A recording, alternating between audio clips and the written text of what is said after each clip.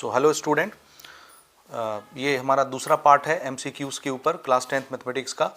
उम्मीद है पहला पार्ट जो चैप्टर 1 से लेके चैप्टर 5 तक के सभी चैप्टर्स के MCQs fill in the blanks true false को कवर करता है, उसको आपने देख लिया होगा। अभी सेकंड पार्ट में हम चैप्टर 6 से लेके चैप्टर 10 तक के सभी MCQs fill in the blanks और ट्रू फॉल्स पर डिस्कशन करेंगे। ये 3 पार्ट में इसकी वीडियो आएगी। थर्ड पार्ट में हम चैप्टर 11 से लेके चैप्टर 16 तक के क्वेश्चनों की बात करेंगे एमसीक्यूज़ के। तो चलिए बिना किसी देरी के शुरू करते हैं। वीडियो को शेयर करना मत भूलिएगा अपने फ्रेंड सर्कल में, ताकि हर बच्चे को इससे बेनिफिट मिल सके। और ये मैं क्वेश्चंस ले रहा हूँ आपके परीक्षा बोर्ड से। आप अगर परीक्षा सार से पढ़ रहे हैं तो ऑलमोस्ट क्वेश्चन सेम रहते हैं, आप कहीं से भी पढ़िए, कोई बात नहीं, सभी क्वेश्चंस प्रिपेयर हो जाते हैं। इनफ है क्वेश्चन यहाँ पर। देखिए, सबसे पहले कोऑर्डिनेट ज्योमेट्री, इसमें कुछ कुछ बेसिक चीज़ें आपको हम समझा देते हैं, इसके बाद फिर इसके क्वेश्चंस पर आते हैं। कोऑर्डिनेट ज्योमेट्री में हम कोऑर्डिनेट्स पर बात करते हैं। कोऑर्डिनेट्स बोले तो आप सबने ये चैप्टर पढ़ा होगा, तो उम्मीद करता हूँ कि आपसे ये चीज़ें जो हैं वो बन जाएंगी। तो इसको इस तरीके से समझिए, जैसे यहाँ पर हम लोग इस तरह से दो एक्सिस बनाते हैं। ये जो एक्सिस है ये एक्स एक्सिस कहलाती है, और ये जो इस पर परपेंडिकुलर होता है 90 डिग्री, इसको हम बोलते हैं वाई एक्सिस। जहाँ पर दोनों एक दूसरे को इंटरसेक्ट करते हैं ये ओरिजिन होता है, और ओरिजिन का कोऑर्डिनेट्स होता है 0,0। ठीक है। अब ये जो एक्स एक्सिस है, अगर हम राइट डायरेक्शन में इस तरफ आगे बढ़ते हैं एक्स की डायरेक्शन में, तो ये पॉजिटिव एक्स माना जाता है, और इस तरफ अगर हम लेफ्ट की डायरेक्शन में बढ़ते हैं तो ये निगेटिव एक्स माना जाता है, निगेटिव। ठीक, और ये पॉजिटिव होता है। सारे मेजरमेंट ओरिजिन से किए जाते हैं। इसी तरह से अगर हम ऊपर की डायरेक्शन में ऐसे चलते जाएंगे तो ये पॉजिटिव वाई माना जाता है, और नीचे की तरफ जो हम आते हैं ओरिजिन से तो ये निगेटिव वाई माना जाता है। समझ में आ गया बात? अब यहाँ ध्यान से देखिए, ये 4 लाइनें जो हैं ये इसको 4 क्वाड्रेंट में डिवाइड कर देती हैं। ये हमारा पहला क्वाड्रेंट होता है, ये दूसरा क्वाड्रेंट, ये तीसरा क्वाड्रेंट, और ये चौथा क्वाड्रेंट। ठीक है। पहले क्वाड्रेंट में ध्यान से देखिए एक्स कॉमा वाई, इसके नाम हम भी रखेंगे, लेकिन फर्स्ट क्वाड्रेंट में ये x है और ये y है। x का साइन कैसा है? पॉजिटिव। y का साइन कैसा है? पॉजिटिव। तो ध्यान से देख लीजिए, पहला जो क्वाड्रेंट होता है उसमें x और y दोनों पॉजिटिव होते हैं। दूसरे क्वाड्रेंट में ये जो x है और y, ऐसे हम ब्रैकेट में लिखते हैं, x कैसा होता है? निगेटिव, और y कैसा होता है? पॉजिटिव। तो x y इस तरह से होते हैं, निगेटिव और पॉजिटिव। तीसरा जो क्वाड्रेंट होता है उसमें x कैसा है? निगेटिव, और y कैसा है? देखिए ये y भी निगेटिव है। तो तीसरे क्वाड्रेंट में x और y दोनों निगेटिव होते हैं। चौथा जो क्वाड्रेंट होता है उसमें ये जो x है, x यहाँ पर लिख लेते हैं x कॉमा वाई। x का साइन क्या होगा? पॉजिटिव, और y कैसा होता है? निगेटिव। तो चौथे क्वाड्रेंट में x पॉजिटिव और y निगेटिव होता है। ये क्वाड्रेंट सिस्टम आपको समझ में आना चाहिए। अब ध्यान से समझिएगा, x कॉमा वाई, ये जो क्वाड्रेंट सिस्टम हम बताते हैं, सबसे पहले नियम अनुसार हम x की वैल्यू पहले लिखते हैं, यानी x डायरेक्शन के डिस्टेंस को दोनों तरफ, फिर y को लिखते हैं बीच में कॉमा लगा के और ब्रैकेट लगा के। x को हम लोग बोलते हैं एब्सीसा, ठीक, एब्सीसा, और y को बोलते हैं ऑर्डिनेट। दोनों मिला करके कोऑर्डिनेट कहलाते हैं। ठीक, तो इतनी चीजें आपको समझ में आनी चाहिए। x का मतलब एब्सीसा, y का मतलब ऑर्डिनेट। सारे डिस्टेंसेस ओरिजिन से नापे जाएंगे। ओरिजिन का कोऑर्डिनेट 0,0 होता है। x की तरफ अगर आप डिस्टेंस नाप रहे हैं तो इसको आप एब्सीसा बोलेंगे। इधर भी x की तरफ अगर आप डिस्टेंस नाप रहे हैं तो उसको एब्सीसा बोलेंगे। y की तरफ अगर आप डिस्टेंस नापते हैं तो उसको ऑर्डिनेट बोलते हैं। नीचे भी y की तरफ अगर आप डिस्टेंस नापते हैं तो उसको भी ऑर्डिनेट बोलते हैं। दोनों मिला करके एक शब्द में, यानी इस पूरे को क्या बोलते हैं? कोऑर्डिनेट। ठीक है। अब इसके क्वेश्चंस की तरफ हम आते हैं। जनरल क्वेश्चन यहाँ से पूछे जाते हैं, बहुत मज़ेदार क्वेश्चन है, आपसे बहुत आसानी से ये सारी चीज़ें बन जाएंगी। पहला क्वेश्चन देखिए, हम ओरल जवाब दे देंगे, कोई दिक्कत नहीं आने वाली ना, यहाँ पे ध्यान से समझेंगे ना। पहला question, point -4,7 lies in which quadrant. -4,7 किस क्वाड्रेंट से बिलोंग करता है, किस क्वाड्रेंट में फंसेगा? तो शुरू वाला x होता है, बाद वाला y होता है। x निगेटिव है, y पॉजिटिव है। देखिए x निगेटिव y पॉजिटिव कहाँ होता है? ये देखिए x निगेटिव y पॉजिटिव, कौन सा क्वाड्रेंट है? सेकंड। तो ये जो नंबर है ये किस क्वाड्रेंट में आएगा? सेकंड। ये ऑप्शन हमारा सही हो जाएगा। Point -5 -2 lies in which quadrant. x भी निगेटिव, y भी निगेटिव। देखिए x निगेटिव, y निगेटिव, कौन सा क्वाड्रेंट होता है? तीसरा क्वाड्रेंट। तो ये दोनों जो कोऑर्डिनेट के नंबर्स हैं ये कहाँ से बिलोंग करेंगे? तीसरे क्वाड्रेंट से। 0.3,4 लाइस इन विच क्वाड्रेंट, ये कौन से क्वाड्रेंट में आएगा, एक्स भी पॉजिटिव वाई भी पॉजिटिव। तो देखिए एक्स और वाई दोनों पॉजिटिव कहाँ होते हैं, पहले क्वाड्रेंट में, तो ये कहाँ से बिलोंग करेगा, फर्स्ट क्वाड्रेंट से। 0.2, -7 lies in which quadrant, x positive है वाई निगेटिव है। इधर देखिए ये एक्स पॉजिटिव है वाई निगेटिव है, कौन सा क्वाड्रेंट बनता है इन दोनों से, चौथा क्वाड्रेंट। तो ये जो आंसर है ये चौथे क्वाड्रेंट में फंसेगा। Origin lies in which quadrant, origin कौन से क्वाड्रेंट में फंसता है, देखिए ओरिजिन बोलते हैं हम इसको, और क्वाड्रेंट दो लाइन के बीच के एरिया को बोला जाता है। ये दो लाइन के बीच की ये जगह, दो लाइन के बीच की ये जगह, दो लाइन के बीच की ये जगह, लेकिन ओरिजिन तो यहाँ होता है, ये किसी एरिया के अंदर नहीं घुसा हुआ है। तो ओरिजिन ना तो फर्स्ट क्वाड्रेंट में फंसता है, ना सेकंड में, ना थर्ड में, ना फोर्थ में, ओरिजिन कहीं बिलोंग नहीं करता। ठीक है, तो हमारा आंसर क्या होगा, ओरिजिन कहाँ बिलोंग करता है, फर्स्ट में, सेकंड में, थर्ड में, कि कहीं भी नहीं, नन ऑफ दिस। तो हमारा ऑप्शन नन ऑफ दिस होना चाहिए। अब यहाँ से दूसरे टाइप के क्वेश्चन देखिए, स्लोप के। स्लोप किस तरह से निकालते हैं, स्लोप का मतलब क्या होता है पहले आप उसको समझिए, और स्लोप निकालते कैसे हैं उसको, उस पर पहले हम बात कर लेते हैं। तो सबसे अगली चीज़ जो है यहाँ पर ध्यान से आप समझेंगे जितनी चीज़ें मैं यहाँ पर बताऊँगा। तो अगला जो हमारा कॉन्सेप्ट है slope of A line. Slope का मतलब होता है ढलान। जैसे ये एक लाइन ऐसे झुकी हुई है तो इसमें कुछ स्टीपनेस होगी, ढलान होगी, इसी ढलान को स्लोप बोलते हैं। स्लोप को हम m से दिखाते हैं।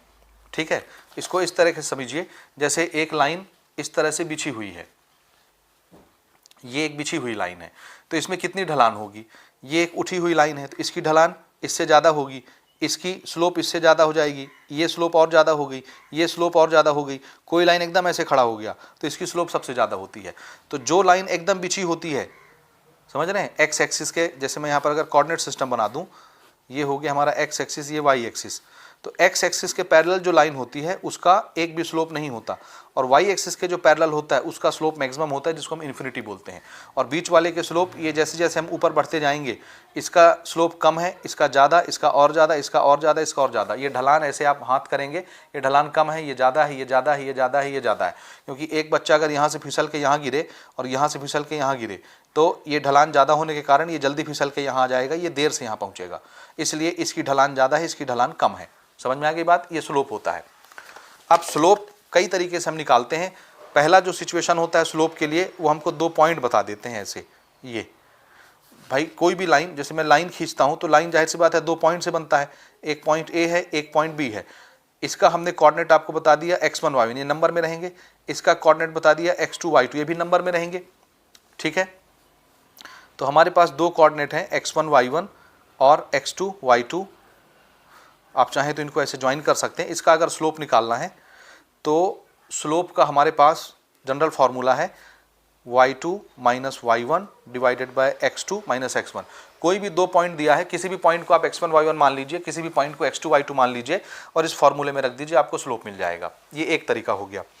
दूसरा तरीका, हमारे पास एक जनरल फार्मूला होता है equation of line, equation of straight line, और ये फार्मूला होता है y is equal to mx plus c।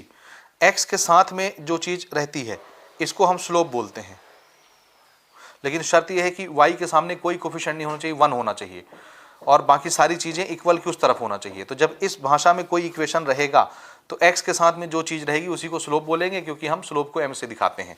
अब आ जाइए यहाँ पर क्वेश्चन में, देखिए slope of the line y equal to 7x minus 5, ये बिल्कुल इसी फॉर्मेट में सेट है। y is equal to 7x minus 5 दिख रहा है, देखिए y is equal to 7x minus 5। तो x के साथ कौन सा नंबर है, यहाँ देखिए उसी फॉर्मेट में है, तो x के साथ 7 है तो इसका स्लोप कौन हो जाएगा, 7। इसी फॉर्मेट में सेट होना चाहिए इक्वेशन। दूसरा देखिए स्लोप ऑफ द लाइन, ये एक लाइन है लेकिन इसमें देखिए y पॉजिटिव होना चाहिए, ये y निगेटिव है, या हम इसको लाइन मान लें, कोई दिक्कत नहीं। इसका आंसर हाँ, इसमें देखिए y निगेटिव है और हमारा जो स्टैंडर्ड इक्वेशन है उसमें y पॉजिटिव होना चाहिए, ये देखिए।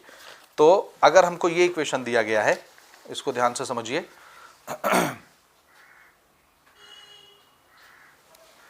देखिएगा ना, ये मैं क्वेश्चन नंबर 7 आपको बना के दिखा रहा हूँ।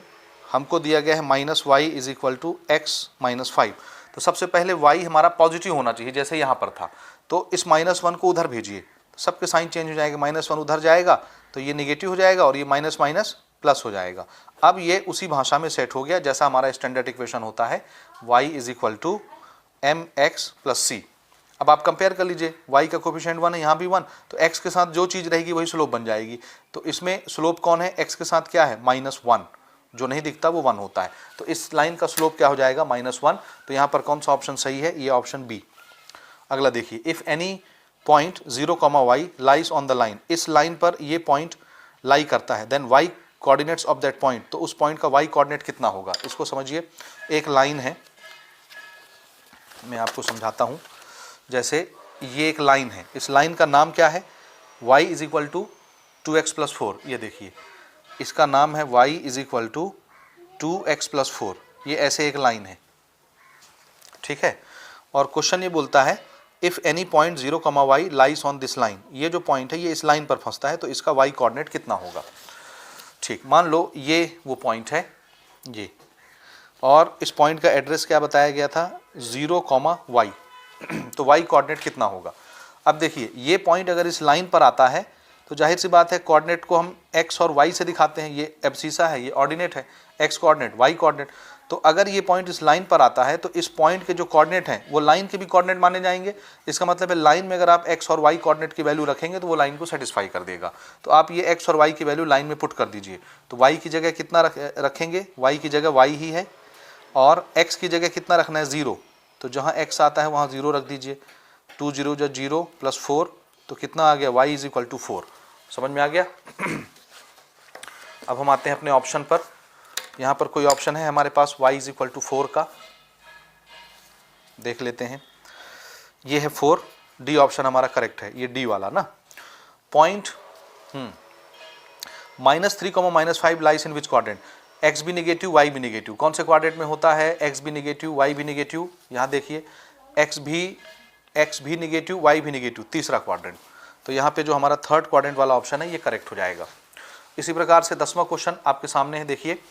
पॉइंट सेम क्वाड्रेंट पूछ रहा है, x positive y negative, x positive y negative, चौथा क्वाड्रेंट होता है। तो इसमें फोर्थ क्वाड्रेंट सही ऑप्शन है।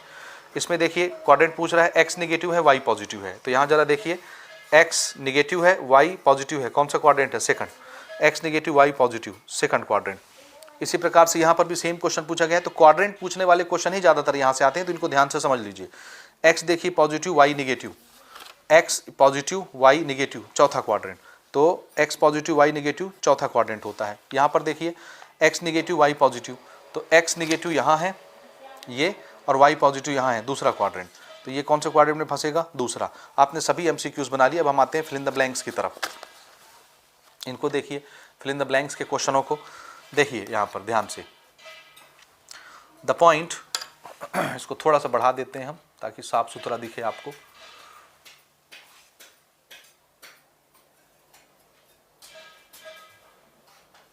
ओके, द पॉइंट P नाम है पॉइंट का, -4, -7 lies on which quadrant. Same question है, x negative y negative, x negative y negative, तीसरा क्वाड्रेंट। तो यहाँ क्या लिख लेंगे, थर्ड।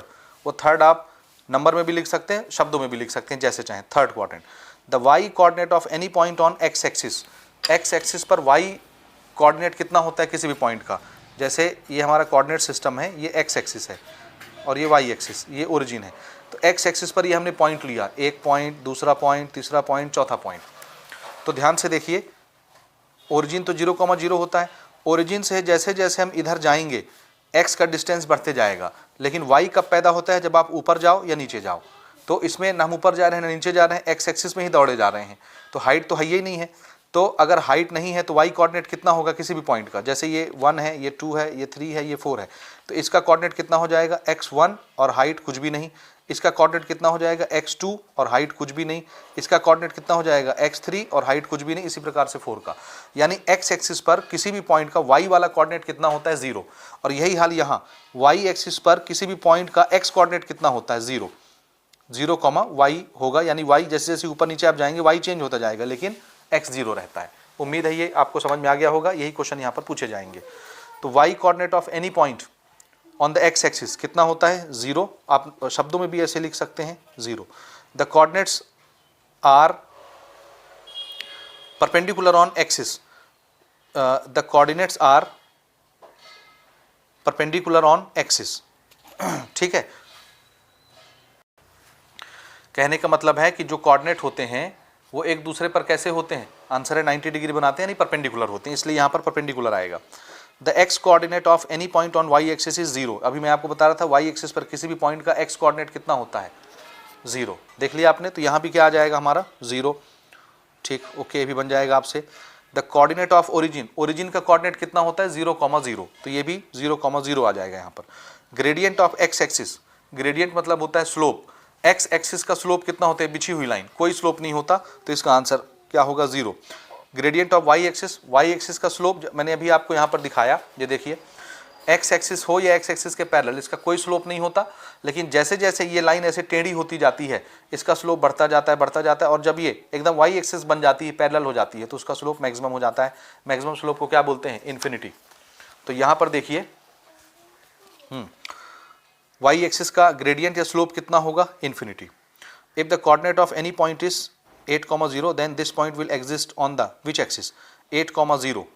देखिए ये एक्स कोऑर्डिनेट है, एक्स एक्सिस है, एक्स कोऑर्डिनेट, और ये वाई कोऑर्डिनेट है। तो ये पूछ रहा है कि कौन से एक्सिस पर लाई करेगा, वाई कोऑर्डिनेट 0 है। वाई कोऑर्डिनेट कहाँ पर 0 होता है, ये अभी हम वही तो डिस्कस कर रहे थे। एक्स एक्सिस पर कोई भी पॉइंट होता है उसका वाई कोऑर्डिनेट क्या होता है, 0। तो अगर इसका वाई कोऑर्डिनेट 0 है तो ये किस एक्सिस में आया, एक्स एक्सिस में। इसी प्रकार से if the coordinate of any point is -4,0 then this point will exist on which axis, फिर से वाई कोऑर्डिनेट 0 है, इसका मतलब है ये किस एक्सिस में आएगा, एक्स। इसमें एक्स नेगेटिव है तो जाहिर सी बात है ये इस तरफ होगा, नेगेटिव एक्स एक्सिस में। ठीक है, और भी इसमें कुछ क्वेश्चंस हैं, उसको लेते हैं। यहाँ पर देखिए, if the coordinate of any point is 0,5, x coordinate 0 है, एक्स कोऑर्डिनेट 0 कहाँ होता है, वाई एक्सिस पर। जैसे वाई कोऑर्डिनेट 0 होता है एक्स एक्सिस पर, बिल्कुल उसी तरह से एक्स कोऑर्डिनेट 0 होगा वाई एक्सिस पर। ठीक, ग्रेडियंट ऑफ द लाइन, इस लाइन का ग्रेडियंट यानी स्लोप हमको निकालना है, इसको समझ लीजिए कैसे निकालना है। तो सबसे पहले हमको ये लाइन लिख लेना चाहिए। ठीक है, पहले मैं लिख के आपको बताता हूँ, दिस इज क्वेश्चन नंबर 11। ठीक, थोड़ा इसको छोटा कर दें ताकि आपको क्लियर कट दिखे। क्या है हमारा इक्वेशन, 4x - y + 5 = 0। ठीक है, ये इसका स्लोप हमको निकालना है। तो अगर इक्वेशन की भाषा में दिया है तो आप कोशिश करेंगे किसी भी इक्वेशन को इस भाषा में लिखने की। ठीक, तो सबसे पहले इधर y बचाइए, या ऐसा करते हैं हम, y को उधर ले जाने से y प्लस हो जाएगा, तो इधर क्या बचा, 4x + 5 = y। थोड़ा घुमा के लिख लीजिए, y इधर लिख लीजिए और बाकी को इधर लिख लीजिए। अब इसको और इसको मैच कर लीजिए, दोनों एक जैसे हैं, y का कोफिशिएंट 1 हो गया, तो x के साथ जो चीज़ रहेगी वही क्या बन जाएगी, स्लोप। तो स्लोप कितना हो गया, 4। तो इसमें हम अपना ऑप्शन चेक कर लेते हैं, क्या कोई ऑप्शन है 4 वाला। अच्छा, ये तो फिल इन द ब्लैंक्स है। Okay, the slope is 4। Gradient of the line, फिर से इस लाइन को हमको इसका स्लोप बताना है, सेम सिनारियो है। तो मैं एक बार इक्वेशन लिख लेता हूँ 12वां क्वेश्चन का, 4√3x - 2y + 5 = 0। बिल्कुल इसी की तरह बनाना है। तो ऐसा करते हैं, ये 2y उधर भेज देते हैं, ये ऐसा हो गया, 5 यहाँ है, 2y उधर जाकर के पॉजिटिव, लेकिन y का कोफिशिएंट 1 होना चाहिए, तो इसको भी 1 बनाइए, 2 को इधर भेजिए, तो 2 दोनों के नीचे आ जाएगा, इसके नीचे भी 2 आ गया और इसके नीचे भी 2 आ गया, इधर y बचा। अब आप एक बार इसको ऐसे लिख लीजिए, ये कट जाएगा 2 टाइम, तो कितना बचा, 2√3x और प्लस 5/2। अब आप इन दोनों को कंपेयर कर लीजिए, सेम है, तो x के साथ जो चीज़ भी रहेगी, यानी y का कोफिशिएंट 1 बना लिया हमने, तो फिर x के साथ जो चीज़ भी रहेगी वो स्लोप बन जाएगी। तो इसका स्लोप कितना हो जाएगा, 2√3। तो यहाँ पर फिल इन द ब्लैंक्स में आप क्या लिख लेंगे, यहाँ पर आप लिखेंगे 2√3। आपने सभी फिल इन द ब्लैंक्स बना लिए। अब थोड़े से ट्रू फॉल्स देखिए जल्दी से। पहला question, when line cuts x axis at any point then distance between origin and that point is called x intercept. कोई लाइन अगर x एक्सिस को कहीं से भी काट के जाती है तो ओरिजिन से उसका डिस्टेंस क्या x इंटरसेप्ट कहलाता है। ऐसे समझिए, जैसे ये कोऑर्डिनेट है x एक्सिस y एक्सिस, कोई भी लाइन अगर ऐसे x एक्सिस को काट गई यहाँ पर, तो ओरिजिन से, ये ओरिजिन है, ओरिजिन से इस पॉइंट P का जो डिस्टेंस है वो क्या x इंटरसेप्ट कहलाएगा। आंसर है हाँ, बिल्कुल सही है, x इंटरसेप्ट कहलाता है, तो ये ट्रू होगा। ठीक है, this is true. Point P 0,5 lies on positive y axis. देखिए x कोऑर्डिनेट 0 है, x कोऑर्डिनेट कहाँ पर 0 होता है, y एक्सिस पर, और 5 तो वैसे ही ऊपर चढ़ेंगे आप पॉजिटिव y, ये देखिए यहाँ पर जैसे जैसे ऊपर जाएंगे 1 2 3 4 5, हाइट आ गई 5 और y एक्सिस पर x कोऑर्डिनेट कितना होता है 0, तो 0,5 पॉजिटिव y एक्सिस पर फंसेगा, बिल्कुल सही है। Point 4,5 is situated at distance of 5 unit from y axis. देखिए point 4,5 is situated at a distance of 5 unit from y axis. क्या ये पॉइंट 4,5 y एक्सिस से 5 यूनिट के डिस्टेंस पर है? आंसर है नहीं, y एक्सिस से 5 यूनिट के डिस्टेंस पर ये नहीं है। कैसे नहीं है इसको समझिए, देखिए ना 4,5 है, ध्यान से देखिएगा, ये हमने एक कोऑर्डिनेट सिस्टम बनाया है ना, ये 1 2 3 4 और y एक्सिस में 5 लेना है हमको, 1 2 3 4 5, ये 5 वाली लाइन दोनों को जहाँ पर ये मिलेंगी, ये मान लो ऐसा, ये पॉइंट ये है 4,5। अब ये था हमारा y एक्सिस, ये था x एक्सिस। क्या y एक्सिस से ये पॉइंट 5 यूनिट दूर है? क्या ये डिस्टेंस 5 है कि ये डिस्टेंस 4 है? देखो ये 4, तो ये 4 डिस्टेंस दूर है। हाइट हम y में नापते हैं, लेकिन इस पॉइंट का y एक्सिस से दूरी कितना है? आंसर है 4, क्योंकि ये वाला गैप कितना है 4, तो ये फॉल्स हो गया हमारा। ठीक है, समझ रहे हो, ये हमारा फॉल्स हो गया। फिर से देखिए, in coordinate geometry y coordinate is also known as abscissa. क्या कोऑर्डिनेट ज्योमेट्री में y कोऑर्डिनेट को एब्सिसा बोलते हैं? देखिए y कोऑर्डिनेट को एब्सिसा बोलते हैं कि x कोऑर्डिनेट को एब्सिसा बोलते हैं? x को y को ऑर्डिनेट बोलते हैं, तो ये क्या हो गया? गलत हो गया। In coordinate geometry x coordinate is known as ordinate, नहीं, y कोऑर्डिनेट को ऑर्डिनेट बोलते हैं, ये भी फॉल्स हो गया। Intersection point of Cartesian plane is origin, बिल्कुल सही। कार्टेशियन प्लेन में जो इंटरसेक्शन पॉइंट होता है वही ओरिजिन कहलाता है, यानी x एक्सिस y एक्सिस जहां पर एक दूसरे को काटती हैं वो ओरिजिन है। x coordinate of any point is known as ordinate. क्या किसी भी पॉइंट के x कोऑर्डिनेट को ऑर्डिनेट बोलते हैं? आंसर है नहीं, हम y कोऑर्डिनेट को ऑर्डिनेट बोलते हैं, x को तो एब्सिसा बोलते हैं, तो ये भी फॉल्स हो गया। The x coordinate of any point on y axis is 0। y axis पर किसी भी पॉइंट का x कोऑर्डिनेट 0 होता है, yes. The y coordinate of any point on x axis 0, yes. x एक्सिस and y axis are mutually perpendicular, yes. दोनों axis एक दूसरे को 90 डिग्री पर काट के जाती हैं, परपेंडिकुलर होती हैं, yes. Distance between point 5,0 and origin is 5 unit. अब यहाँ पर डिस्टेंस फार्मूला लग रहा है, डिस्टेंस फार्मूला क्या होता है इसको समझिए। डिस्टेंस बिटवीन 2 पॉइंट्स, एक पॉइंट है x1 y1 और दूसरा पॉइंट है x2 y2, दोनों के बीच का डिस्टेंस फार्मूला हमारे पास है। डिस्टेंस फार्मूला मान लो इस पॉइंट का नाम a है, इस पॉइंट का नाम b है, तो दोनों के बीच का डिस्टेंस कैसे निकलता है? Under root x2 minus x1 का square plus y2 minus y1 का स्क्वायर। किसी को भी पहले बात कर सकते हैं, इसमें कोई रोना धोना नहीं होता। तो x2 में से x1 को माइनस करिए, होल स्क्वायर कर दीजिए, y2 में से y1 को माइनस करिए, होल स्क्वायर कर दीजिए, दोनों को सम करिए, रूट निकाल दीजिए, आंसर आ जाता है। ठीक, अब हमको क्या दिया है देखिए, डिस्टेंस बिटवीन पॉइंट, ये भी 2023 में पूछा गया सवाल है ना। पॉइंट क्या दिया? -5,0, तो एक पॉइंट हो गया -5,0 और दूसरा क्या बोलता है? ओरिजिन। तो ओरिजिन के तो कोऑर्डिनेट क्या होते हैं? 0,0। ठीक है, समझ गए। तो इसको मैं मान लेता हूँ x1 y1 और इसको मान लेता हूँ x2 y2, और हमारा डिस्टेंस फार्मूला क्या बोलता है? यहाँ पर देखिए ध्यान से, ये x2 माइनस x1, x2 क्या है 0, x1 है 5 स्क्वायर प्लस y2 भी 0 माइनस 0, यहाँ भी 0 है ये स्क्वायर। ठीक, अब ये तो -5 है, -5 का स्क्वायर 25, 0 का स्क्वायर 0, यानी ये सिर्फ क्या है 25, और इससे बाहर क्या मिलेगा 5, रूट से बाहर 5 आएगा, तो इसका डिस्टेंस कितना हो जाएगा 5 यूनिट। यहाँ लिखा है 5 यूनिट, इसका मतलब ये क्या है? Correct. The abscissa of point x, y is x। क्या इस कोऑर्डिनेट में x एब्सिसा है? आंसर है हाँ, y वाला ऑर्डिनेट होता है, x वाला एब्सिसा होता है। हो गया, सभी क्वेश्चन हमने इसके बना लिए। अब हम बढ़ेंगे चैप्टर 7 की तरफ, जहाँ से कोई भी MCQs क्वेश्चन नहीं बनाए जाते, क्योंकि वो ग्राफ का क्वेश्चन है, ग्राफ का चैप्टर है। मैं आपको दिखाता हूँ, देखिए ध्यान से। हाँ जी, ये है चैप्टर नंबर 7।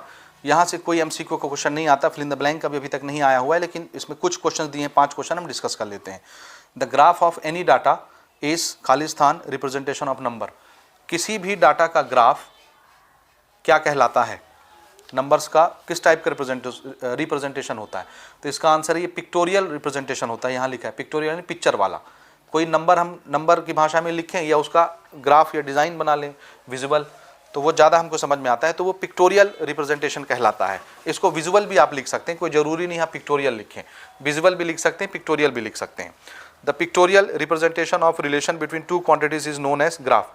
दो क्वांटिटी के बीच में जो पिक्चर वाला रिलेशन होता है ये इस तरह से जो हमको दिखता है दो क्वांटिटी के बीच में, एक को एक्स एक्सिस में एक को वाई एक्सिस में हम दिखाते हैं, तो इसी चीज को पिक्टोरियल रिप्रेजेंटेशन को ग्राफ बोला जाता है। तो यहाँ पे क्या आ जाएगा, graph. The relation between two quantity x and y is in the form a x plus B Y is equal to c, then the graph is a straight line. याद रखिएगा, अगर x का पावर 1 हो y का power 1 हो तो graph कैसा बनता है, straight line. If graph of relation between x and y is a straight line then their relation can be written as, relation कैसे लिखा जाएगा, ऐसे। यही क्वेश्चन तो घुमा के पूछ लिया, x और y के बीच का रिलेशन अगर इस फॉर्म में हो तो ग्राफ कैसा बनता है, स्ट्रेट लाइन। और अगर अगर अगर x और y के बीच का जो ग्राफ है वो स्ट्रेट लाइन बनता है तो उनका रिलेशन क्या होगा, यही होगा ax plus B Y is equal to C. पांचवा, 1,4, 2,8, 3,4, 4,16 are the points on a graph then the graph is straight line. आप करके देखिए, ये इस तरीके से जो ग्राफ बनता है ये बिल्कुल बिल्कुल वैसे ही आएगा। जैसे देखिए एक्स एक्सिस में कैसे चल रहा है, देखो ना 1 2 3 4, एक एक यूनिट आगे बढ़ रहा है एक्स एक्सिस में। जैसे ये ग्राफ है देखो 1 2 3 4, एक एक यूनिट आगे बढ़ रहा है।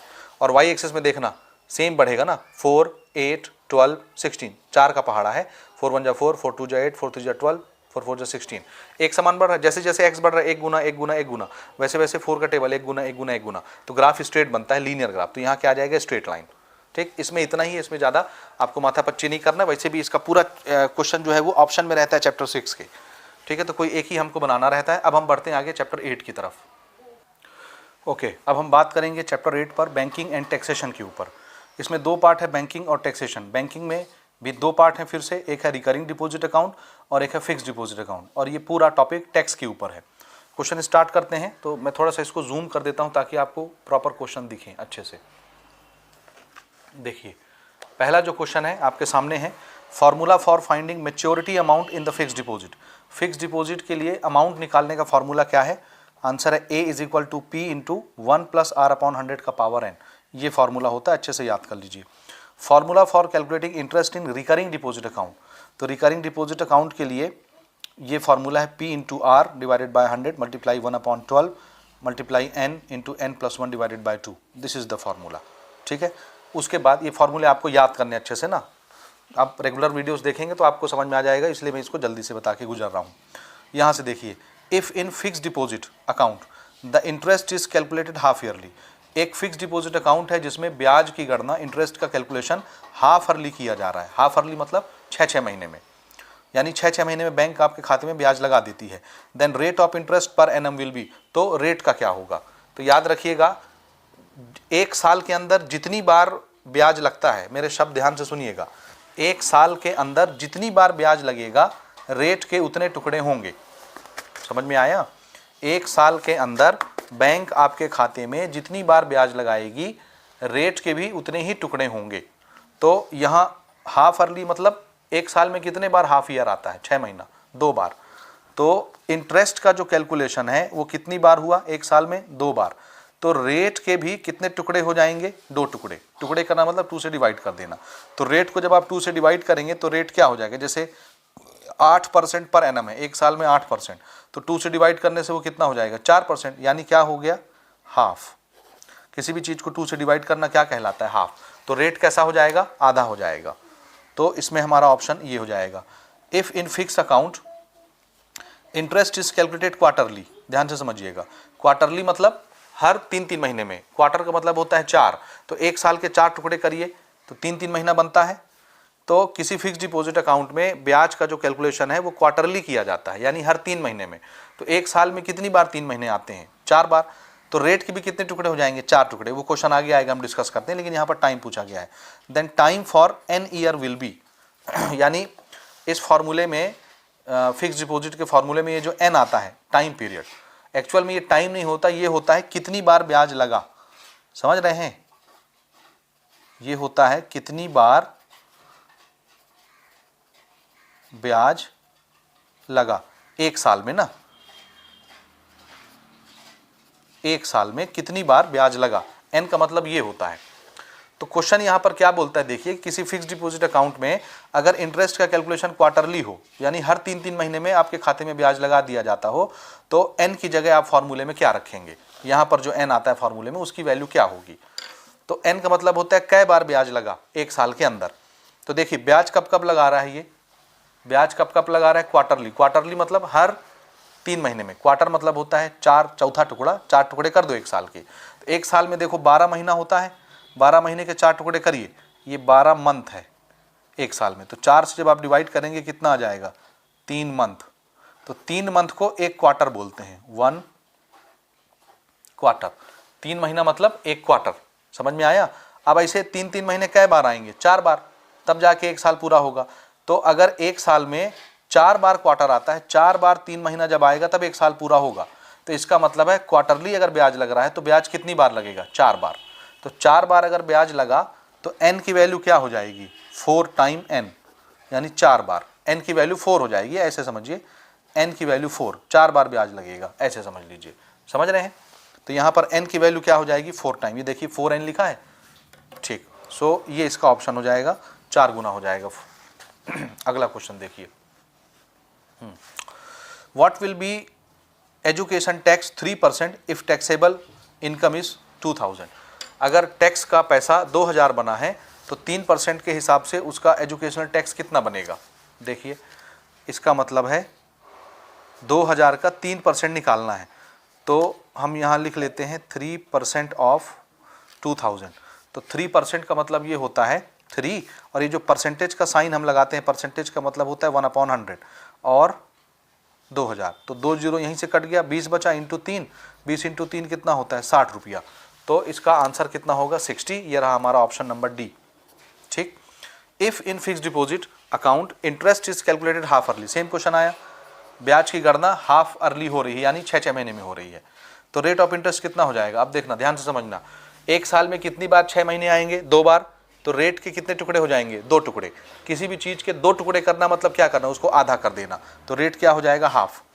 If in fix deposit interest is calculated quarterly, quarterly समझ गए, 3-3 महीने में अगर ब्याज की गणना हो रही है, ब्याज जोड़ दे रहा है बैंक आपके खाते में, तो रेट ऑफ इंटरेस्ट कितना हो जाएगा, रेट भी 4 गुना हो जाएगा, 4 गुना कम हो जाएगा, 4 टुकड़े हो जाएंगे।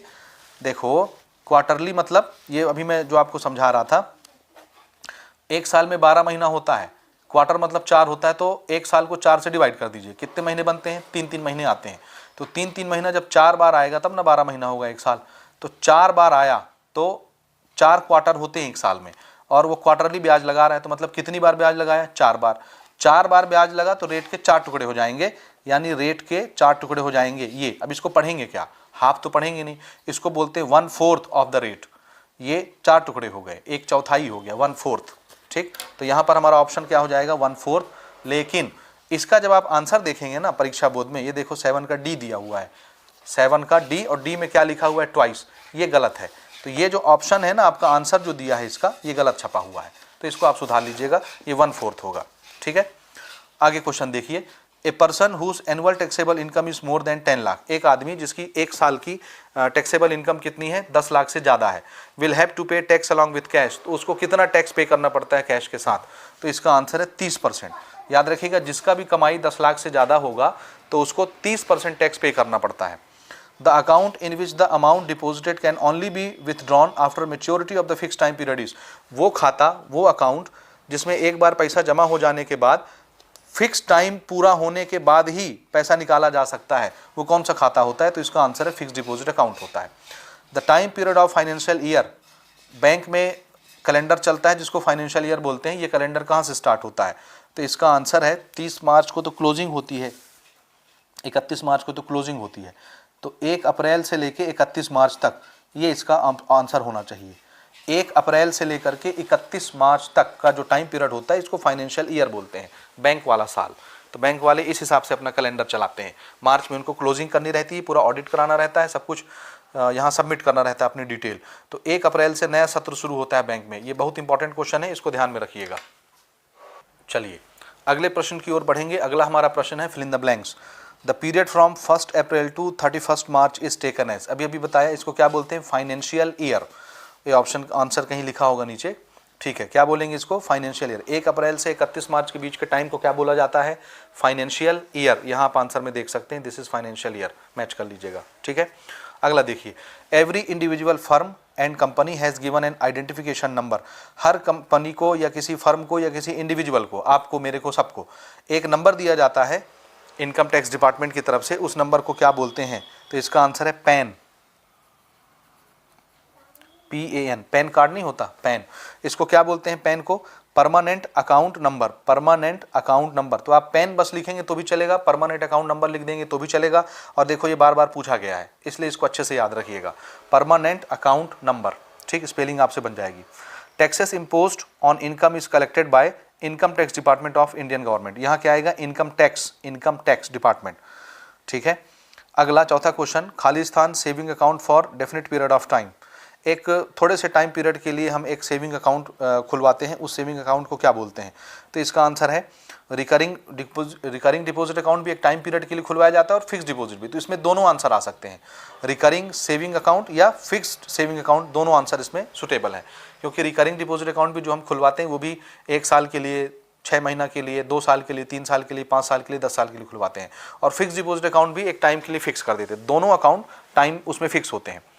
अगला क्वेश्चन देखिए, the sum of money on which interest is calculated is known as. वो पैसा जिसमें ब्याज जोड़ा जाता है, ब्याज लगाया जाता है, कैलकुलेट किया जाता है, उसको बोलते हैं प्रिंसिपल अमाउंट, प्रिंसिपल।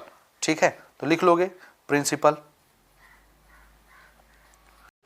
ओके, छठवां क्वेश्चन देखिए, educational cess is calculated on payable tax या टैक्स पेएबल या टैक्सेबल अमाउंट। एजुकेशनल टैक्स किस पर लगाया जाता है? टैक्सेबल अमाउंट पर। To open an account on a bank, pan card is must. If a fixed amount is deposited in a bank for a fixed period is called fixed deposit account। ये तो आप समझ रहे हैं। The tax imposed on total income of a person is called income tax। एक आदमी के total income पर जो टैक्स लगाया जाता है उसको इनकम टैक्स बोला जाता है। If the interest in fixed deposit account is calculated 6 month basis, then the rate will be as percentage half। ये हम पहले डिस्कस कर चुके हैं कि अगर ब्याज की गणना 6-6 महीने में की जाती है तो रेट आधा हो जाता है। If the interest in fixed deposit account is calculated on quarterly basis, अगर 3-3 महीने में इंटरेस्ट कैलकुलेशन किया जाता है तो रेट 1/4 हो जाता है। ये भी हम डिस्कस कर चुके हैं। ट्रू फॉल्स की तरफ आगे बढ़ेंगे।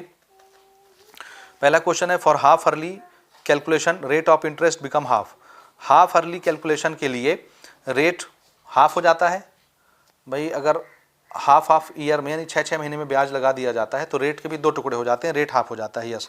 एंड टाइम बिकम्स डबल, तो क्या टाइम डबल हो जाता है? आंसर है यस। तो ये ट्रू होना चाहिए, जबकि आपके बुक में ये फॉल्स लिखा हुआ है, तो इसको सुधार लीजिएगा। Principal increases in compound interest, क्या कंपाउंड इंटरेस्ट में प्रिंसिपल इंक्रीज होता है? आंसर है yes. Rate of interest for simple interest and compound interest is negative, क्या सिंपल इंटरेस्ट और कंपाउंड इंटरेस्ट में रेट ऑफ इंटरेस्ट निगेटिव होता है? नहीं, रेट ऑफ इंटरेस्ट हमेशा पॉजिटिव रहेगा।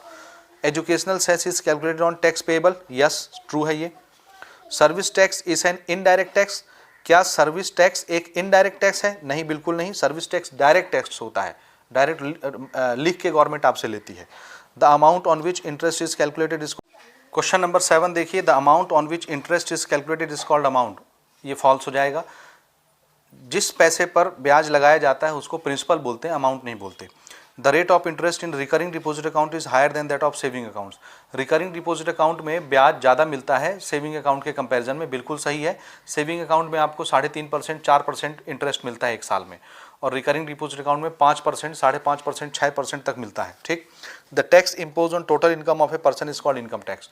एक आदमी के कुल कमाई के ऊपर जो टैक्स लगता है उसको इनकम टैक्स बोला जाता है, बिल्कुल ट्रू है। The account is said to be a recurring deposit account if amount is deposited for a fixed period of time। Answer है नहीं, फिक्स पीरियड ऑफ टाइम के लिए जो पैसा जमा किया जाता है वो अकाउंट कहलाता है फिक्स डिपॉजिट अकाउंट, रिकरिंग नहीं है, तो ये फॉल्स हो गया। ठीक है, तो इसको आप थोड़ा सा देख लेंगे। तो इसके सारे क्वेश्चन हमने बना लिए। अब हम बढ़ेंगे चैप्टर नंबर 9 की तरफ।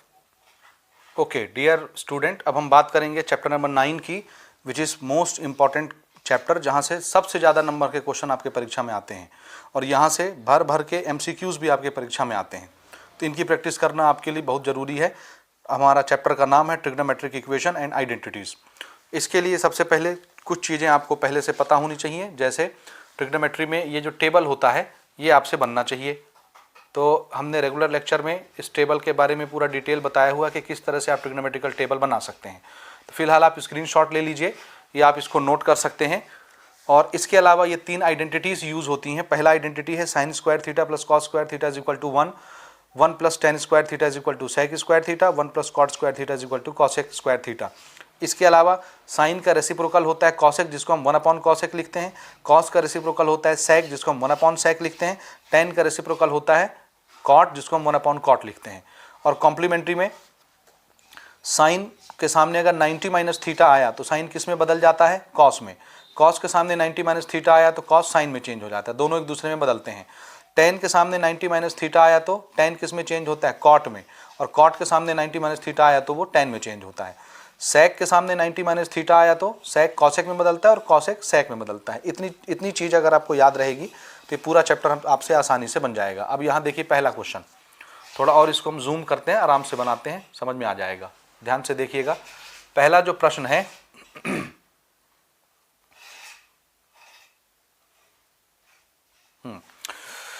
If x is equal to sine theta and y equal to cos theta, ये साइन है और ये कॉस है, then value of X square plus Y square, यानी sine square theta plus cos square theta, अभी आपको दिखाया पहली आइडेंटिटी 1, तो इसकी वैल्यू क्या हो जाएगी 1।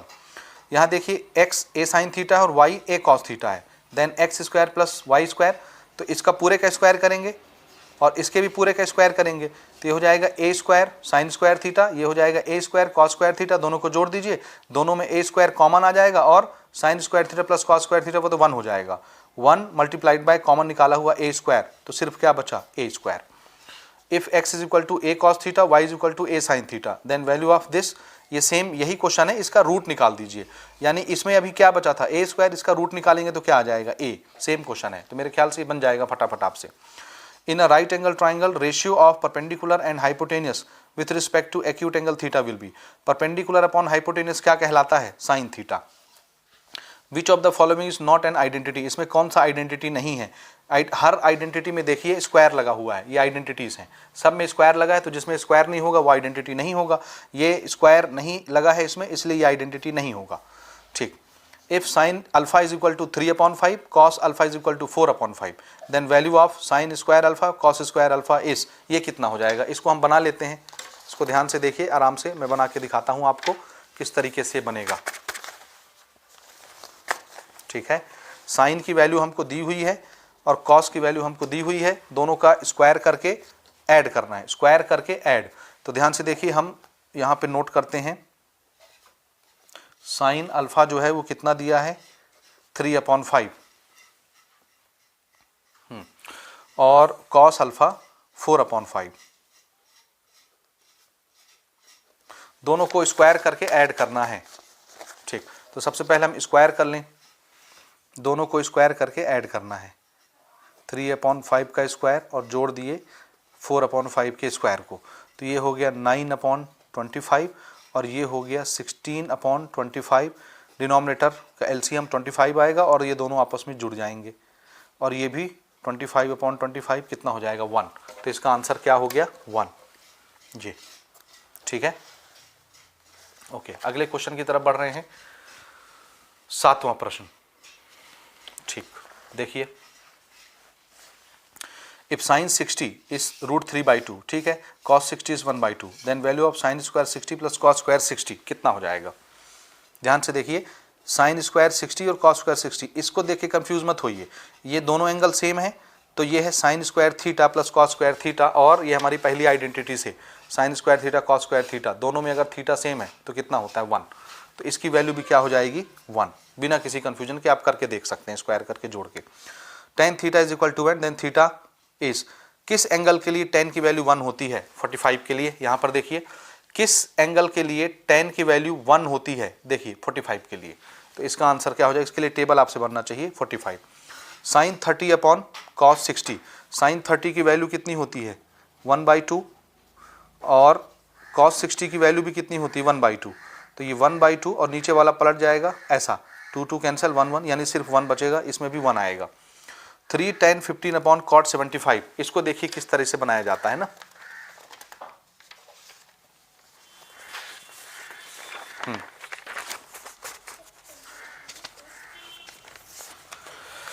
इसको किस तरह से बनाया जाता है, क्योंकि इसका एक क्वेश्चन आपके बोर्ड में रहता है 2 नंबर के लिए, याद रखिएगा। क्वेश्चन नंबर 2 से क्वेश्चन नंबर 6 तक जो क्वेश्चन मिलेंगे उसमें ये एक क्वेश्चन आपको देखने को जरूर मिलता है, ये वाला। ठीक है, तो इसको अपन बना लेते हैं फटाफट। कौन सा सवाल हल करने जा रहे हैं हम लोग, 10वां सवाल। क्वेश्चन है 3 tan 15 degree divided by cot 75 degree. अब इसकी पहचान क्या होती है इसको समझिए। तो इसका पहचान का तरीका ये होता है कि ये दोनों एंगल आपको कॉम्प्लीमेंट्री दिखेंगे, यानी दोनों को जोड़ने से 90 डिग्री बनता होगा, ठीक। और दोनों एंगल हमारे रेगुलर टेबल में नहीं फंसते होंगे। रेगुलर टेबल में कौन से एंगल होते हैं? 0 डिग्री, 30 डिग्री, 45, 60 और 90। इनके अलावा आपको एंगल दिखेगा, तो ये एंगल उनके अलावा है और दोनों को जोड़ने से 90 बनता है। तो अब हम क्या करेंगे, देखिए इसको बनाने का तरीका 3। और एक तरीका याद रखिएगा कि ये जब भी इस तरह की चीज़ें दिखेंगी तो जरूरी आपस में कट जाएंगी। कटेंगे तो 1 बचेगा, 1 मल्टीप्लाइड बाय 3, इसका आंसर 3 ही होगा। कैसे कटेंगे देखिए। 10, हमको क्या करना है, इन दोनों एंगलों में से किसी एक एंगल को चेंज करना है। तो मैं ऊपर वाले को चेंज करता हूँ, इसको मैं लिखना चाहता हूँ 90 माइनस थीटा के रूप में। तो 90 में से मैं कितना घटा दूँ कि 15 आ जाए, वो नीचे लिखा रहता है। तो यही चीज़ आपको नीचे वाली चीज़ घटानी रहती है। और नीचे क्या है, cot 75, ठीक है। अब देखिए 10 के सामने 90 आया तो 10 किस में चेंज हो जाएगा, cot में, और ये 75 उसके साथ उतर आएगा। और नीचे पहले से cot 75 है, दोनों कट गया सेम, सिर्फ क्या बचा 3। तो हमेशा ऐसे क्वेश्चनों में आंसर कितना आता है 3। अब से आप आगे याद रखेंगे, हम शॉर्टकट से बनाएंगे इसको अब, ठीक है। तो यहाँ पर हमारा आंसर क्या आ जाएगा, ये 3। अब यहाँ पर देखिए, if 2 sin theta is equal to √3 then theta is equal to, तो 2 सबसे पहले यहाँ नीचे भेजिए, मल्टीप्लाई में इधर डिवाइड में आ जाएगा, √3/2। किस एंगल के लिए साइन की वैल्यू √3/2 होती है? 60 डिग्री के लिए। टेबल इसके लिए बनना चाहिए। If 3 tan theta equal to √3, तो 3 भी नीचे भेजिए। अब इसको समझिएगा ना, देखिएगा ये क्या लिखा है, 3 tan theta is equal to √3। 3 tan theta is equal to √3। तो tan theta is equal to क्या हो जाएगा, √3/3। 3 को भी आप क्या लिख सकते हैं, 2 बार √3, और ऊपर में एक √3 है, ये एक कट जाएगा, खाली क्या बचा ये। तो ये जो क्वेश्चन था ये अब ऐसा हो गया ये। अब हम पूछेंगे किस एंगल के लिए tan की वैल्यू 1/√3 होती है, तो इसका आंसर है 30 डिग्री के लिए। मैं आपको यहाँ दिखाता हूँ, देखिए किस एंगल के लिए tan की वैल्यू 1/√3 होती है, 30 डिग्री के लिए। दिख गया, ये इसका आंसर है, ठीक है। तो इस तरह से इस सवाल को बनाया जाता है। तो ये 30 डिग्री हो जाएगा, ठीक।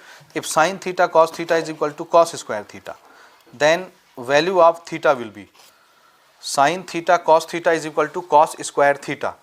यानी साइन थीटा और कॉस थीटा को मल्टीप्लाई करें तो कॉस स्क्वायर थीटा के बराबर आए।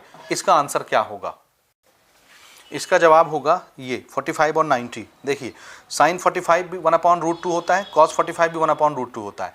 1/√2 मल्टीप्लाइड बाय 1/√2 1/2 हो गया। कॉस 45 1/√2 का स्क्वायर करेंगे, ये भी 1/2 आ जाएगा, दोनों बराबर हो गए। 90 भी रखने से साइन 90 1 होता है, कॉस 90 0 होता है। 1 × 0 0 हो गया, और कॉस 90 वैसे 0 होता है, 0 का स्क्वायर 0, दोनों तरफ 0 0 हो जाएगा। तो ये ऑप्शन बिल्कुल सही है। यहाँ देखिए tan 90 माइनस थीटा, tan के सामने 90 आया तो tan cot में बदल जाएगा, ये cot theta. Sine 90 minus theta, ये क्या बन गया, ध्यान से समझिएगा ना, देखना मैं इसको पेपर में आपको बताता हूँ, तब आपको बढ़िया से समझ में आएगा। देखिए थोड़ा इसको छोटा कर लें, ऐसे है ना। यहाँ देखिए साइन, क्वेश्चन दिख रहा है ना, साइन 90 माइनस थीटा, साइन के सामने 90 आया, साइन क्या बन गया, कॉस थीटा, डॉट कॉस के सामने 90 आया, कॉस क्या बन जाएगा, साइन थीटा। डिवाइड में क्या है, साइन थीटा कॉस थीटा, ये साइन साइन कट गया, कॉस कॉस कट गया, 1 बचा। तो इसमें कौन सा ऑप्शन सही रहेगा, ये वाला बी वाला, ठीक है, बन जाएगा। साइन स्क्वायर 63 और कॉस स्क्वायर 63, थीटा सेम है, तो sign square theta plus cos square theta कितना होता है, 1। पहली आइडेंटिटी से आगे बढ़ते। अगला क्वेश्चन है sine square 45 plus cos square 45 is equal to, ये भी 1 होगा। आप समझ रहे हैं, थीटा सेम है तो sign square theta plus cos square theta 1 होता है। ये भी देखिए सेम क्वेश्चन, इसका भी ऑप्शन 1 होगा। सेक स्क्वायर थीटा माइनस 1, ये आइडेंटिटी से बनेगा, यहाँ मैं आपको दिखाता हूँ, ये देखिए कहाँ गया आइडेंटिटी हमारा, सेक स्क्वायर थीटा माइनस 1, ये देखिए 1 + tan स्क्वायर थीटा होता है, कहाँ गया ये, 1 + tan स्क्वायर थीटा होता है सेक स्क्वायर थीटा। तो अगर ये 1 इधर आता तो माइनस में आ जाता, तो सेक स्क्वायर थीटा माइनस 1 किसके बराबर होता है, tan स्क्वायर थीटा के। तो सेक स्क्वायर थीटा माइनस 1 किसके बराबर होता है, tan स्क्वायर। इसके लिए आइडेंटिटी बढ़िया से बनना चाहिए। 1 माइनस साइन स्क्वायर थीटा किसके बराबर होगा, देखिए sign square theta plus cos square theta 1 होता है, ये साइन को उधर ले जाइए, 1 माइनस साइन स्क्वायर हो गया, इधर क्या बचेगा, कॉस स्क्वायर। तो 1 माइनस साइन स्क्वायर को क्या लिखना है, कॉस स्क्वायर थीटा, तो ये हो गया कॉस स्क्वायर थीटा। बिल्कुल कॉसेक स्क्वायर थीटा माइनस 1 उसी प्रकार से कैसे बनेगा, इधर देखिए 1 प्लस कॉट स्क्वायर थीटा क्या होता है, कॉसेक स्क्वायर थीटा। ये 1 को इधर ले जाइए तो कॉसेक स्क्वायर थीटा -1 किसके बराबर होगा, कॉट स्क्वायर थीटा के। आइडेंटिटी अच्छे से याद कर लीजिए, ये बनने लग जाएगा, ये है cot square theta. The value of tan 90 - 60, दोनों अगर एंगल है तो इसको डायरेक्ट माइनस कर लो, कुछ भी कॉम्प्लीमेंट्री लगाने की जरूरत नहीं है, डायरेक्ट माइनस करिए। 90 में से 60 गया, 30 बचा। tan 30 डिग्री कितना होता है, 1/√3। tan 90 - 45, 90 में से 45 गया, ये 45 ही है, 45। tan 45 की वैल्यू क्या होती है, 1। 90 - 30 60 हो गया, tan 60 डिग्री की वैल्यू होती है √3, ये ऑप्शन हो गया। यहां देखिए अगला देखते जाइए। द वैल्यू ऑफ sin 30 और cosec 30, साइन और कॉसेक एक दूसरे के रेसिप्रोकल होते हैं, तो cosec 30 को आप क्या लिख सकते हैं, 1/sin 30। sin 30 ऊपर, sin 30 नीचे, कट गया, 1 बचा। ठीक। द वैल्यू ऑफ, ये भी सेम देखिए, sec का उल्टा cos होता है, तो cos को क्या लिख सकते हैं, 1/cos 45। cos को क्या लिख सकते हैं, 1/sec 45, या sec को क्या लिख सकते हैं, 1/cos 45। cos नीचे, cos ऊपर, एंगल सेम है, कट गया, 1 बचा। ठीक, एकदम आसान। ये सब सवाल देखो आपके एग्जाम में पूछे जाते हैं, ध्यानपूर्वक एकदम बनाते जाइए। Question number 27, the value of tan 60 cot 60, समझ रहे हैं, एक दूसरे के रेसिप्रोकल होते हैं, एंगल सेम है, तो cot को क्या लिखना है, 1/tan 60, tan ऊपर, tan नीचे कट जाएगा, 1 बचेगा, ये भी 1 आएगा। यहाँ देखिए the value of sin 45 cos 45, कैसे करोगे, वैल्यू रख लो, रेगुलर एंगल है, कोई प्रॉब्लम नहीं है। sin 45 होता है 1/√2, cos 45 भी होता है 1/√2, भाई ये भी 1/√2, ये भी 1/√2, कट गया, 1 बचा। ठीक। The value of cos square 49 और sin square 49, sin square theta plus cos square theta, ये भी 1 होगा। खत्म। अब फिल इन द ब्लैंक्स में आते हैं, देखिए in triangle ABC angle B 90 degree है, एंगल C थीटा है, तो sin square theta plus cos square theta 1 होगा, तो यहाँ cos स्क्वायर थीटा लग जाएगा। आइडेंटिटी पूछ रहा है आपसे, समझ गए, और बता रहा है कि एक राइट एंगल ट्राइंगल है और एक एंगल थीटा है उसमें, तो sin स्क्वायर थीटा में क्या जोड़ने से 1 बनेगा, तो ये आइडेंटिटी है, sin square theta plus cos square theta is equal to 1। When theta equal to 30 degree then sin square theta plus cos square theta is equal to कितना, भाई यहाँ भी 30 रख लो, यहाँ भी 30 रख लो। कैसे करोगे, देखो आपको बताते हैं कैसे करना है इसको, ठीक है, अच्छे से समझिएगा। क्या है जी, थीटा को 30 लेना है और आइडेंटिटी में रखना है, तो देखिए कैसे करेंगे। थीटा हमको 30 रखना है, तो sin स्क्वायर 30 और cos स्क्वायर 30, sin 30 की वैल्यू 1/2 का स्क्वायर, cos 30 की वैल्यू √3/2 का स्क्वायर, ये भी 1 आएगा। आइडेंटिटी अगर सेम है, देखिए थीटा थीटा सेम है तो आंसर 1 ही आएगा, चेक करके भी देख लेते हैं। 1/4 3/4, तो ये भी 4/4 आया, यानी 1। ठीक, आइडेंटिटी सेम 1, तो इसमें आंसर क्या आ जाएगा, हमारा 1 आ जाएगा। ठीक है, उम्मीद है ये बन रहा होगा। इन सभी के प्रैक्टिस बहुत अच्छे तरीके से करिए, क्योंकि यहीं से परीक्षा में आएगा सवाल। When theta equal to 0, trigonometrical ratio of not defined, किस चीज का trigonometrical ratio डिफाइन नहीं होता अगर थीटा इज इक्वल टू 0 हो जाए, तो आंसर है cosec का। cosec का मतलब होता है 1/sin, तो अगर sin 0 हो गया तो फिर वो डिफाइन नहीं होगा, तो इसमें cosec थीटा आएगा, cosec थीटा। ठीक है, इसके बाद लेते हैं tan 45, tan 45 की value 1, sin 90 minus theta cos theta होता है। यहाँ देखिए इस तरह का सवाल अभी भी मैंने आपको पहले बताया था कि ये दोनों एंगल कैसे हैं, कॉम्प्लीमेंट्री, तो दोनों एक दूसरे में बदल जाएंगे। tan को क्या लिखोगे, tan 90 माइनस 75, तब ना 15 डिग्री बनेगा, 90 माइनस 75, tan के सामने 90 आया, cot बन जाएगा, cot 75 कट जाएगा, आंसर क्या बचेगा 2। 1 plus tan square theta sec square theta होता है, आइडेंटिटी नंबर 2, तो रूट के अंदर sec स्क्वायर आए तो रूट से बाहर क्या हो जाएगा, sec थीटा। sin 60 और cos 30, sin 60 की वैल्यू √3/2, इधर कर लेते हैं, ध्यान से देखना, sin 60 होता है √3/2 और मल्टीप्लाई में cos 30 है, cos 30 होता है 1/2, तो कितना हो गया, √3/4, इसका आंसर हो जाएगा। ठीक है, बना लेंगे आप, उम्मीद है। थीटा अगर 45 डिग्री है तो value of sec square theta minus tan square theta क्या होगा, sec square theta minus tan square theta. Theta 45 degree है, ध्यान से देखना ना, मैं इसको कैसे आपको बताता हूँ। हम लोग एक आइडेंटिटी जानते हैं, 1 plus tan square theta is equal to sec square theta होता है। tan उधर ले जाइए तो sec स्क्वायर थीटा, tan उधर जाके माइनस हो जाएगा, तो इधर क्या बचेगा 1, तो यही चीज़ पूछा है ना, देखिए यहाँ पे sec square theta minus tan square theta, sec square theta minus tan square theta, ये थीटा सेम है, 45 रखना है, तो इसका आंसर क्या आएगा 1। तो यहाँ पर भी हमको आंसर में क्या लिखना पड़ेगा, 1 लिखना पड़ेगा।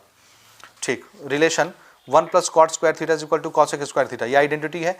Where theta is less than 90 degree is called trigonometrical identity, इसको आइडेंटिटी बोलते हैं, आइडेंटिटी।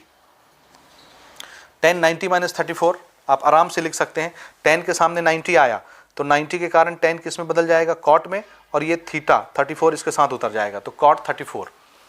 ठीक है, ठीक, ये देखिएगा, समझते जाइएगा ना, ये आइडेंटिटी है, ये 1 plus cot square theta is equal to cosec square theta.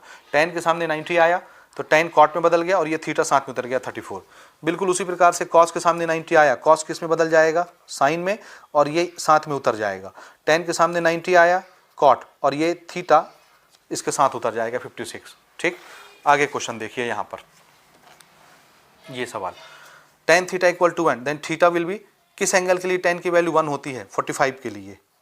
ठीक, 45 degree. cos theta is equal to 1, किस एंगल के लिए cos की वैल्यू 1 होती है, 0 के लिए। साइन थीटा इक्वल टू 1, किस एंगल के लिए साइन की वैल्यू 1 होती है, 90 के लिए। ठीक, the value of sec square 90 minus theta minus tan square 90 minus theta is, इसकी वैल्यू क्या होगी। ठीक है, बना लेते हैं, कोई प्रॉब्लम नहीं। सेक स्क्वायर 90, देखिए सेक स्क्वायर 90 माइनस थीटा और minus tan square 90 minus theta. Sec के सामने 90 आया, सेक क्या बन जाएगा, सेक किस में चेंज होता है, कॉसेक में, तो ये हो जाएगा कॉसेक स्क्वायर थीटा। tan के सामने 90 आया तो tan किस में चेंज हो जाता है, कॉट में, ये है कॉट स्क्वायर थीटा। सेक और कॉट की आइडेंटिटी होती है क्या, देखिएगा ना, 1 plus cot square theta is equal to cosec square theta. Cot को उधर भेजिए तो cosec square theta minus cot square theta हो जाएगा, इधर क्या बचेगा, 1। यही चीज़ तो है, देखो cosec square theta minus cot square theta, यही है, तो इसकी जगह पर क्या वैल्यू आएगी, 1, तो इसका आंसर क्या हो जाएगा, 1। तो यहाँ पर आ जाएगा 1। The value of 1/2 sine 17 cosec 17 is कितना होगा, देखिएगा साइन और कॉसेक एक दूसरे के रेसिप्रोकल होते हैं, तो इसको क्या लिखोगे, 1/sin 17, साइन 17 कट जाएगा, 1/2 बस बचेगा, 1/2 बन गया सब कुछ। अब थोड़ा सा ट्रू फॉल्स देखते हैं, इसके बाद इसको ख़त्म करते हैं जल्दी से। देखिए, हालांकि इसमें बहुत सारे क्वेश्चन है, 20 30 क्वेश्चन है, लेकिन फटाफट बनाते हैं। देखिए 1 minus cos theta 1 plus cos tan theta is equal to cos square theta, क्या ये ट्रू होगा या फॉल्स होगा, तो हमको इसको सबसे पहले बनाना पड़ेगा। कैसे बनाएंगे देखते हैं कैसे बनाते हैं। ओके, इस क्वेश्चन में थोड़ा सा प्रिंटिंग मिस्टेक है, अदरवाइज दिस इज फॉल्स। ठीक है, बाकी ये फॉल्स है, तो इसका सॉल्यूशन काफ़ी लेंदी है, इस वजह से मैं आपको यहाँ पे रिप्रेजेंट करके नहीं दिखा रहा। बहरकैफ ये फॉल्स है, हम इसको मल्टीप्लाई करके tan को साइन और कॉस में चेंज करके इसको बना सकते हैं, जो कि कॉस स्क्वायर नहीं आता। रेगुलर प्रैक्टिस वीडियो में ये सब कुछ अवेलेबल है, वहाँ पर कराया गया है। अगले क्वेश्चन को देखिए, 1 plus tan square theta is equal to sec square theta, identity ही होती है हमारी, यहाँ पर नोट किए हम आइडेंटिटी, तो ये तो ट्रू है। इसको आप पहचानते हैं, sine square theta plus cos square theta is equal to 1, identity है, सही है। साइन 80 कॉस 10, क्या साइन 90 होगा, तो देखिए ये कॉम्प्लीमेंट्री हैं एक दूसरे के, तो इसको क्या लिख सकते हैं आप, 90 माइनस 80, तो ये किस में चेंज हो जाएगा, साइन 80 है और कॉस 10 है, तो कॉस 10 को हम चेंज करते हैं, 10 को क्या लिखेंगे, 90 माइनस 80, कॉस के सामने 90 आएगा तो कॉस किस में चेंज हो जाएगा, साइन में, तो ये हो जाएगा साइन 80 और ये भी साइन 80, तो साइन स्क्वायर 80 हो जाएगा, साइन 90 नहीं आएगा, तो ये फॉल्स हो जाएगा। Sine 90 minus theta cos theta होता है, बिल्कुल सही। कॉसेक थीटा को क्या 1 प्लस कॉट स्क्वायर थीटा लिख सकते हैं, बिल्कुल हाँ, हमने आइडेंटिटी यहाँ पर लिखी हुई है, ये देखिए कौन सा है, 1 plus cot square theta is equal to cosec square theta, दिख रहा है, 1 plus cot square is equal to 1 plus cot square theta is equal to cosec square theta, तो ये स्क्वायर जब इधर भेजोगे तो इसमें फंस जाएगा रूट में, तो cosec square theta cosec theta is equal to root 1 plus cot theta हो जाएगा, कॉट स्क्वायर थीटा, बिल्कुल सही, यही चीज़ है, ये ट्रू है। ठीक है, इसी प्रकार से साइन 12 कॉस 78 दोनों एक दूसरे के क्या हैं, कॉम्प्लीमेंट्री, कॉस 12 और साइन 78 दोनों एक दूसरे के कॉम्प्लीमेंट्री हैं, तो ये साइन में चेंज हो जाएगा, ये हो जाएगा साइन स्क्वायर 12 और ये हो जाएगा कॉस स्क्वायर 12, दोनों का सम, भाई थीटा अगर सेम है, साइन स्क्वायर 12 और कॉस स्क्वायर 12, तो दोनों का सम क्या होता है, 1 sign square theta plus cos square theta, जबकि ये 1 नहीं है 2 है, ये फॉल्स हो जाएगा। tan 90 minus theta cot theta होता है, सही है। Sine square theta plus cos square theta is equal to 1 होता है, -1 नहीं होता, ये फॉल्स है। 1 minus sine square theta cos square theta होता है, सेक नहीं, ये फॉल्स है। Sec square theta minus 1 is equal to tan square theta, सही है, दूसरी आइडेंटिटी है। साइन 60 प्लस कॉस 60 कितना होता है? साइन 60 होता है √3/2 और कॉस 60 होता है 1/2। √3/2 1/2, दोनों का एलसीएम 2 है, दोनों ऊपर जुड़ जाएंगे, बिल्कुल सही। वैल्यू ऑफ tan 30 √3 नहीं होता, 1/√3 होता है, ये फॉल्स हो गया। वैल्यू ऑफ cos 30 √3/2 होता है, बिल्कुल सही। वैल्यू ऑफ साइन 30 ये नहीं होता, 1/2 होता है।